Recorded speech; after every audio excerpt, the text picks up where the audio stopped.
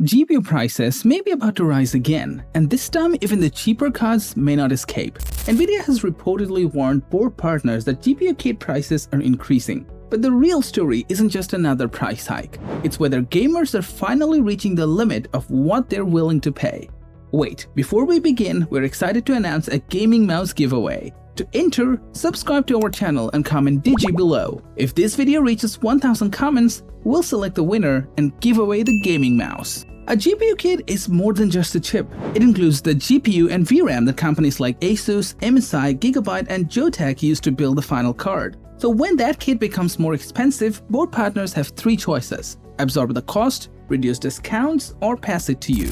And this is the catch. The report affects both GDDR7 and GDDR6 products. That means pressure could extend across most RTX 50 series cards, while entry models like the RTX 5050 and some RTX 40 series stock may also be affected. But wait, Nvidia has not officially confirmed any retail price changes, and the report does not specify exact increases. So this is not proof that every GeForce GPU will cost more tomorrow. It's a warning that margins across the supply chain are tightening. Why is memory under so much pressure? AI hardware is consuming massive amounts of advanced memory, while manufacturers prioritize high-margin data center chips. Gaming VRAM is not the same as AI HBM, but they still compete for the same production capacity, packaging, and investment. When supply is tight, consumer hardware fills it first. The RTX 5050 uses 8GB of GDDR6, while higher RTX 50 series cards rely on GDDR7. So this isn't just about flagship GPUs. It can hit mainstream gamers upgrading for 1080p or 1440p performance. Prices are under pressure, but panic buying is still a mistake. Focus on real street prices, not MSRP.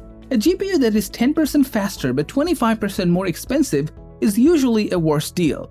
Always compare VRAM, power draw, drivers, and the games you actually play. Sometimes last-gen GPUs still win on value, but can companies keep raising prices forever? Valve may have already shown the limit. The Steam Deck OLED 512GB went from $549 to $789, and the 1TB model jumped to $949. Valve blamed memory, storage, and logistics costs. After that, demand appears to have dropped sharply. Independent estimates suggest weekly sales may have fallen from roughly 11,000 to 18,000 units to around 1,400 to 3,000, a potential drop of up to 82%. This is not official Valve data, so the exact numbers are uncertain, but the trend is clear. At nearly $1,000, the Steam Deck stops being an impulse buy. Buyers start comparing it to gaming laptops, newer handhelds, or even full desktop PCs.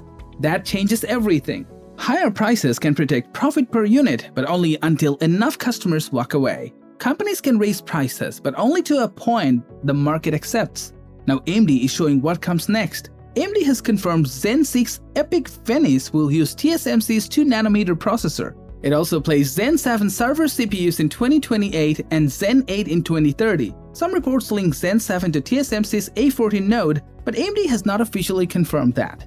No desktop specs, gaming performance, pricing, or platform details have been revealed yet. So what does this mean for GPU buyers today? It shows AMD is pushing aggressive long-term efficiency gains across CPUs and data center systems, which eventually influences consumer platforms too. But a 2028 roadmap is not a reason to delay a build you need now. The buying answer is simple. If your current GPU still delivers the performance you want, wait and watch pricing trends. If you need an upgrade now, buy based on real benchmark value per dollar, not launch type.